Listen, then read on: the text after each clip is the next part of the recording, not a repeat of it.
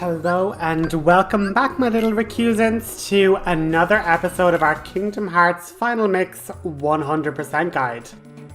So we are now going to be taking on the super bosses, probably at a bit too high of a level, but at the same time we're trying to get all the achievements, and one of the achievements is to get to level 100.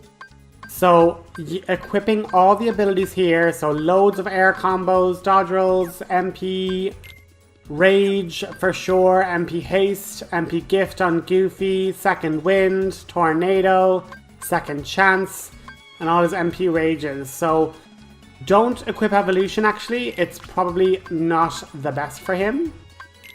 And then on Aladdin we're not going to worry about, and then on Donald we're going to make sure he has MP Haste, Rage and Leaf Bracer. But with all of these things in mind, we are actually going to be having to give ourselves a bunch of healing items. Basically because this particular boss can knock out our magic for a little while. And seeing as we basically have so many healing items from our excursions with Bambi, and getting so many potions, high potions and ethers, just stock up your party with items. Make sure Goofy has a high strength shield as well as high strength boosting accessories. Make sure Sora has a good boost to his magic, and the same thing with Donald. But as I say, Mighty Shield, even though it's like 1 MP less, nearly having 60 damage is totally worth in my opinion. And we can obviously swap out the EXP ring for something that boosts strength, so like that Ifrit's belt, giving us a huge 60 in offense. But once you've all that messing around done, talk to the magic carpet and we trigger the boss fight with one of the special Heartless in the game, Kurt Ziza. And it's probably every single Kingdom Hearts game, Play channel tells you this, but Kurt Ziza was so named because a kid, Kurt Ziza, won the chance to be named after an enemy in a Disney game, and this was it. But you saw that magical effect run over Sora. At the very start of the battle, you have to quickly get to Tinkerbell and summon her, because we end up getting afflicted with silence. Anyone that followed our Final Fantasy X playthrough will know of that status very well. And it's, I think, the first time we've really worked with Tinkerbell. She basically causes a regen effect. And essentially what we have to do is we have to destroy these 2 orbs that are holding our silence effect in place.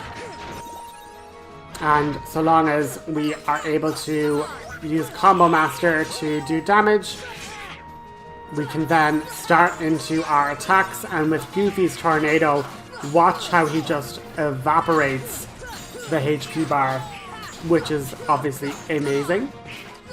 And Kurt Ziza basically has 2 phases. He has the physical phase where he silences our magic, and then he basically puts up this shield which essentially acts as like a protect, or a very strong version of protect. He's essentially immune to physical attacks. If you physically attack the shield, it actually drops MP orbs. And now with these little fireballs, if you run into them with Eroga now, you actually bounce the fireballs into that magic shield and cause damage. Now what you'll remember I said was, oh, make sure you equip like Super Glide, and this was one of the first battles where I really noticed, oh actually I could have really done with Super Glide, just to nip round really quickly. But those are basically the 2 phases of Kurt Ziza. You have the physical phase where we're silenced, and then we have the magic phase where our physical attacks won't work.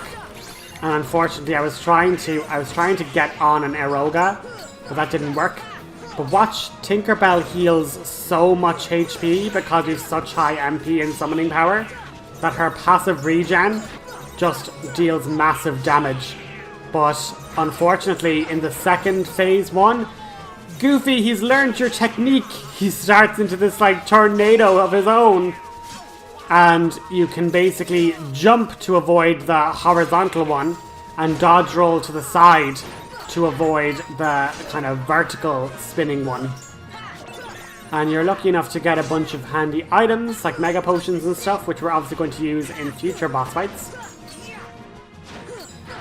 But we really did kind of glitch it out, insofar as when you're able to bounce back and get Tinkerbell summoned before the first silence hits, we're in good stead.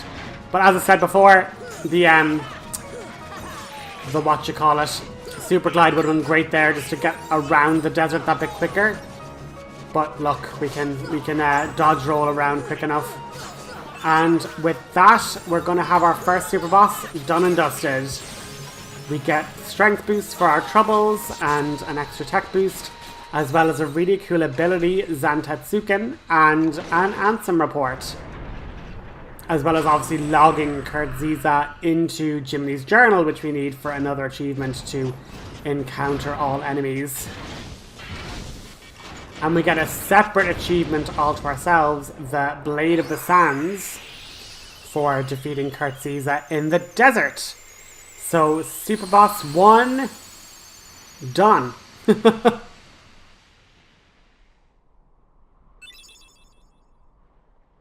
So, that really wasn't too bad, to be quite frank. And we get our achievement and we're loaded back into Aladdin's house. And we didn't really use up that many items, to be honest. And you'll see here that we can't land in the clock tower. And that's been ever since Hollow Bastion Visit 1, once we rescued Kairi. And that's one of the reasons why I wanted to get all of the hour rewards early, because if we ended up taking more than an hour to defeat the Phantom, we'd have to then wait another 12 hours to get that one singular reward. And it's really not worth it. So once again, we're going through all our abilities with Sora, and to be quite frankly, like, we don't need any of these ground combo modifiers because we're going to be in the air, won't be able to land.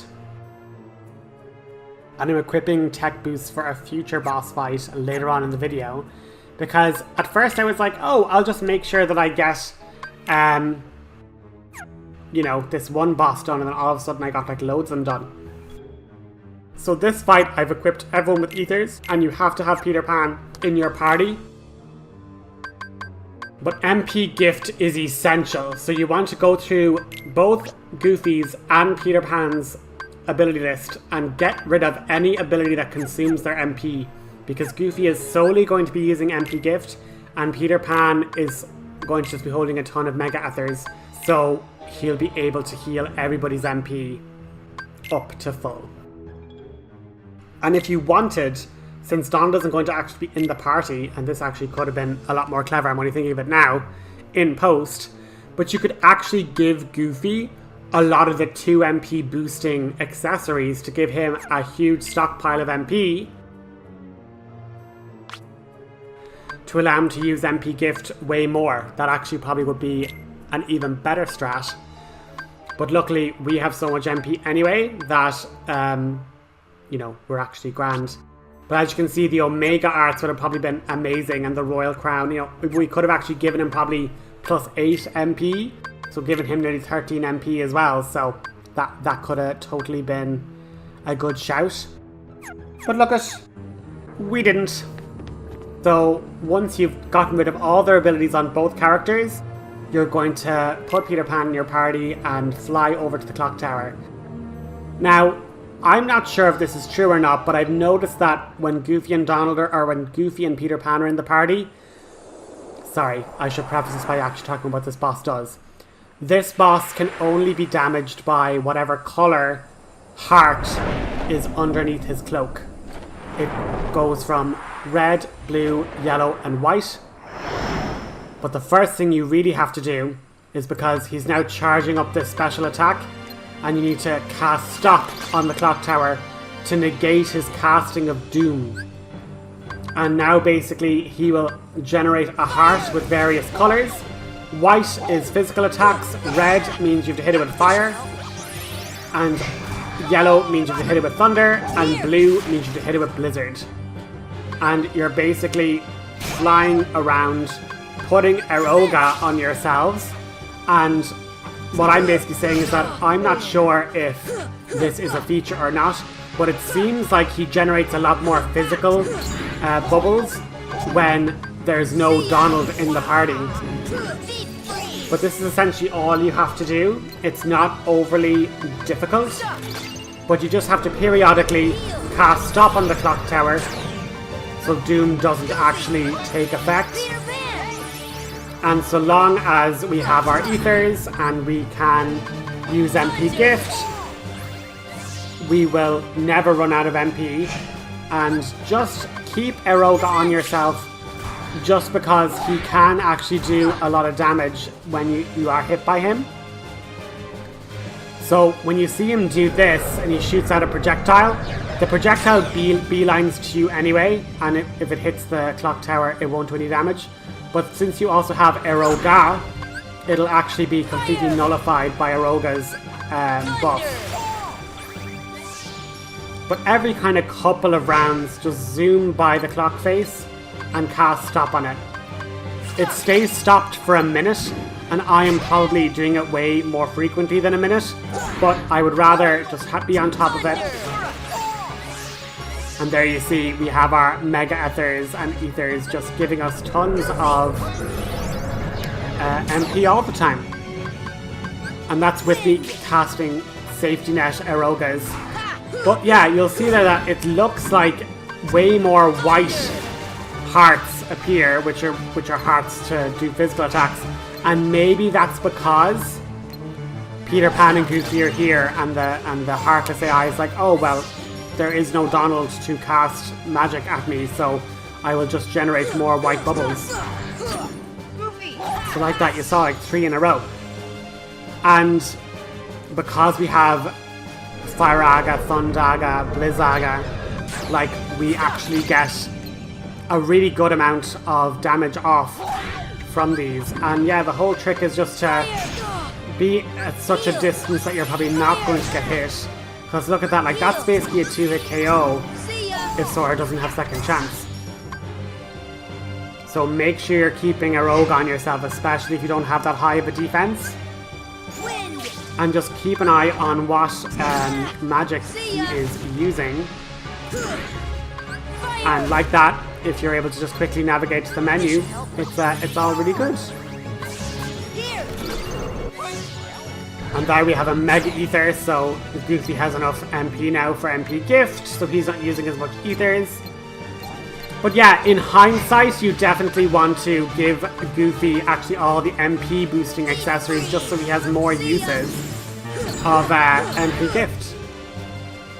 And it's kind of funny how I never even let Doom apply itself here, but I have to say all the secret bosses are really good at like being that little homage to all of the different statuses from Final Fantasy that maybe weren't utilized as like normal spells for Sora. Like you literally have like Doom, you had Silence, you had Protect. What other ones? One other secret boss, I suppose you could say, uses the Death Command. Like he basically sends you with a spell that reduces your MP to 0 and your HP to 1. So it's basically a death sentence. And even with Eroga, like you're taking so much damage from the Phantom, so don't underestimate him. He is too strong a foe. But as you can see, once the other guys aren't throwing stops and throwing all this other craziness around, you actually get to just use your magic, which will be really high and do a lot of damage, and keep all the ethers for yourself. And whenever you see the white one, you can let Donald or you can let Goofy or Peter Pan do that. Stopping it periodically. And yeah, we're already on its last HP bar, so just zoom to a corner when you see him do that, because that will just fly as the crow flies to you, and just once it collides with the building, the spell is stopped. In these moments, you're better off just standing still, because he then will rush into you. And it just so happens that we ended up getting 2 blues in a row there. And like all of these are without me even using a single one of mine. And like obviously you can throw in an elixir or something that would obviously fully heal Sora. So these are with very average items. Like you're not even using that much of a high amount of you know, elixirs or mega elixirs. And obviously this is all... Oh, look at me, I didn't even change my Kurt Ziza output. Like that should realistically be full of ethers for me and elixirs. Like that was me not prepping myself as good as I could. But Donald, or Peter Pan and Goofy have so many item slots that once they're stocked full of ethers and elixirs even, we're going to be in a good way. The only reason I wouldn't use elixirs is because Peter Pan can get very low on HP, and then Goofy or Peter Pan will just throw the elixir on themselves at inopportune times. So when you keep them to MP only healing, then it won't be a waste, you know? Also, if you keep your cursor on Blizzard, then you can kind of move up quickly to Fire, and then down quickly to Thunder. But that's pretty much the Phantom. He didn't even get a chance to cast his Doom spell because we stopped the clock before Doom could even appear. I probably should have let like it go down just so you see what it's like. But anyway, I didn't. And yeah, all done. For defeating the Phantom, we end up getting an upgrade to our stop magic, and now we have all our magic at tier 3 now. We have Stopga, Farga, Blizzaga, Thundaga, Kiraga, Eroga, and Graviga, and Stopga. So, all our max magic, which I don't do, but you can definitely do now. I'll do it like at a much later episode because I kind of forget about it. But you can zoom back to Merlin and you can get a brand new weapon for Donald. And we get the Cloaked Shadow for beating the Phantom in Big Ben. So zooming back to the Colosseum, we've like done the Hades Cup, we've done the Hades Cup time trial.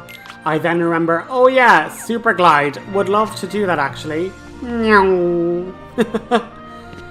But we're going to take on these question mark challenges. And for the one we're going to do first, we're going to want ice resistance. Ice, ice, baby. Get all the ice resistance you can, as well as getting like, you know, high MP and stuff. So you can give up 2 MP, because realistically, we're only going to be using our MP for cure. This was a foolish mistake. I got rid of counterattack, and like that should just have always stayed on. That was foolish. I regret that. Leave counterattack on. But like this is plenty of MP, because this particular boss, we can only damage it by guarding or like knocking back projectiles. So this is in the first set of question marks in the Phil, or in the Colosseum. Phil allows you to challenge this match once you've beaten the Hercules Cup once. And this is the Ice Titan from Hercules. We've beaten the Rock Titan so far. And now it is time to bully the baddie of ice himself. And just like the Phantom was an example of magic, this is now an example of our shield. We're going to have to basically dodge and reflect and parry these icicles back at the Ice Titan to do damage. And you'll see there, because of all of our ice resistance, we actually take very little damage from the Ice Titan. And it's arrangements like those where they all like fan in that allows you to guard once, and you're dealing an awful lot of projectiles back all at once. So stay on the stairs. The camera might get a little bit locked, but it means that you can kind of spot what ones are going to be useful. With those ones that come intermittently, just pick like a time and kind of attack in the tempo that they come out in. And then that straight line, they're another handy one. You can just reflect a bunch of those back at once. Now, if you aren't too worried about using your MP, you can just use gravity when his head is low. And it's just about finding out which one is good to guard.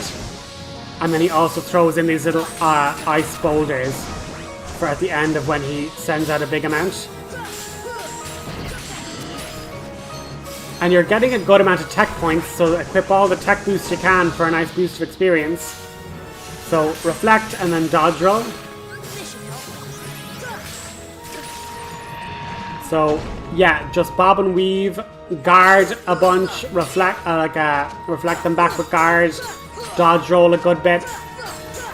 But your main damage is going to just be coming from reflecting them back. So Phantom was a good test of endurance for your mage build. This is a good test of endurance from your, Guardian, your shield form. Having all the bonuses to defense and everything. And Kurt Ziza was kind of a nice mix of both. You had to have both good strength and good magic to defeat him. And then our final fourth super boss, I think, really is a test of strength. So just wait for the right time, reflecting back what's relevant, dodge rolling when those boulders are coming down. But these ones where they all fan in, those are kind of the best ones to reflect back. And you're better off dodge rolling than getting hit by a bunch of icicles, to be honest. He then does this, and I rolled in to show you. He captures you in ice, and then there's a chance of you getting hit by both, turning into an ice block. You can obviously hit him with fire to do good damage too. And then there's obviously another icicle hurricane with boulders falling down as well. And this is why staying up really high in the stairs is good to avoid that that horrible powder snow. And yeah, block. But the blizzard resistance is really holding up loads. It looks like he doesn't do much damage, but you have to remember we have so much blizzard resistance that it's being reduced dramatically high.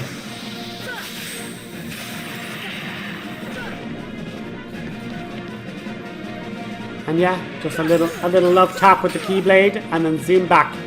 But the Keyblade and magic, none of it's really doing that much damage for you.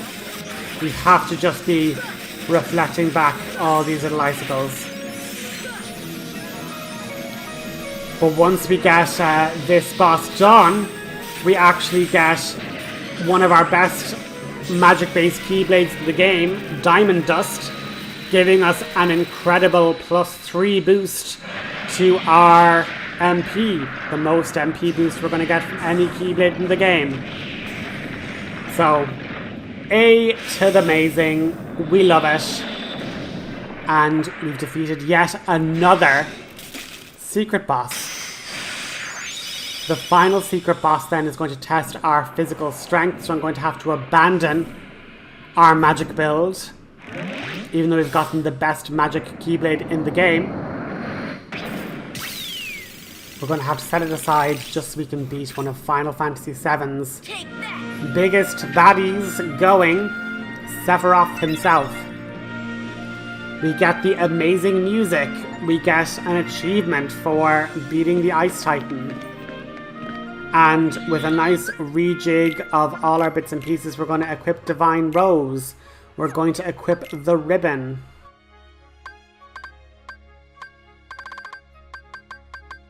Oh no, sorry, we're going to equip more strength stuff. So yeah, I just decided, no, do you know what, we're going to just go full strength build. And I'm thinking, do I equip Strike Raid? I was going to, but then I'm like, no, do you know what, Ars Arcanum is probably better. Because Ars Arcanum gives us quicker invincibility frames. Strike rate gives us longer. Oh, I'm sorry. I went into a fight with Sephiroth. That's why the platinum matches there are not question marks. But I went in and died, and so this is just my second attempt. But we still see the cutscene and the amazing intro to the music. But I did fail to him once because I wanted to keep on Oathkeeper and be adorable. And I'm like, okay, kids' gloves off now, Sephi. We are going to do Divine Rose and just have all of the offense going. Fun fact about Sephiroth, he actually has so much HP that the game designers basically gave him an invisible health bar. So while we're attacking him, it won't look like his HP is going down, and you might think, oh my god, is my game glitched? Is my game broken? And it's like, no, they just didn't program an additional color, but they gave him an additional health bar that is tracked by a color that we do not see. So keep Aerial. Aerial is the way to go with Sephiroth. You can also equip fire boosting, like defensive rings. He does a lot of fire, so keep that in mind. But if you're able to just cure through the fire, or Ars Arcanum invincible through the fire, we are able to get a ton of damage off on him. Once he gets to below his pink bar, he then starts to run at you, but keep up the offense. If he does a fire pillar, you are able to reposition yourself. This is horrible. Don't let him cast that spell. When he goes Sin Harvest Angel, that's when we are in big trouble, and if he lands that spell, that is the death effect. It will reduce you to no MP, 1 HP, and unless you have elixirs, you are not going to be able to withstand his follow-up running attacks.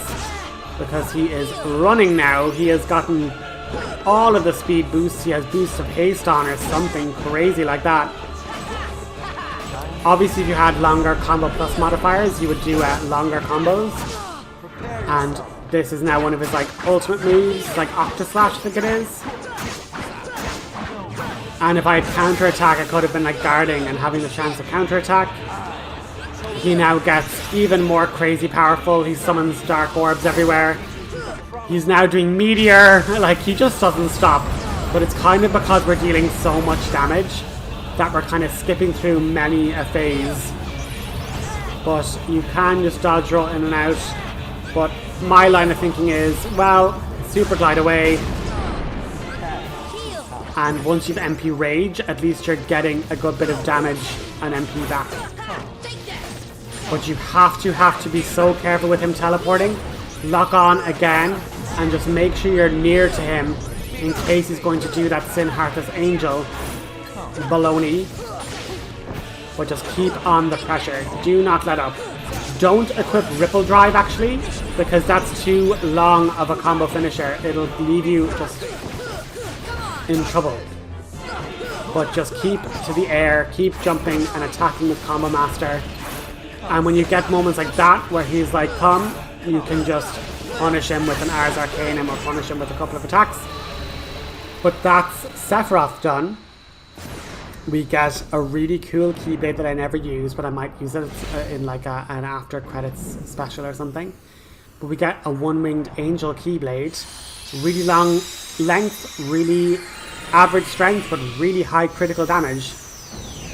And that's pretty much the episode, guys. We've beaten 4 super bosses, gotten 4 achievements, a bunch of Ansem's reports, and next episode we're going to have one of the final secret bosses in the game. So I'll chat to you next time, guys. Have a good one.